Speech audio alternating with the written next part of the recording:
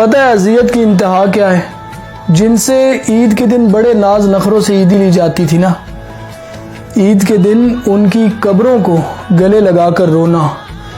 ये ईदें जितनी खुशियाँ लाती हैं, कुछ लोगों के लिए उतनी ही कर्बनाक होती हैं जिनकी ईदियाँ देने वाले कब्रों में चले जाएं।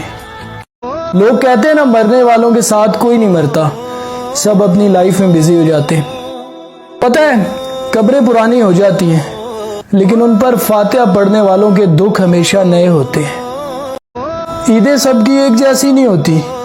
कुछ लोग ईद के दिन गले लगकर खुशियां मनाते हैं और कुछ लोग ईद मिलने कब्रिस्तानों में जाते हैं और वहां मट्टी के एक ढेर को गले लगाते हैं। ईदें सबकी एक जैसी नहीं होती। हर ईद पिछली ईद की तरह नहीं होती। कुछ वो खुशियां नहीं होती, कुछ अपने नहीं रहते और कुछ वो रिश्ते नहीं रहते जिनसे हमारी खुशियां वाबस्ता थी। ईद तो फिर से आ जाती है, लेकिन जो हमसे बिछड़ जाते हैं ना, वो कभी लौट के नहीं आते। उनकी यादें हमेशा हमारे सीनों में सुलगती हैं और ईद गुजर जाती है।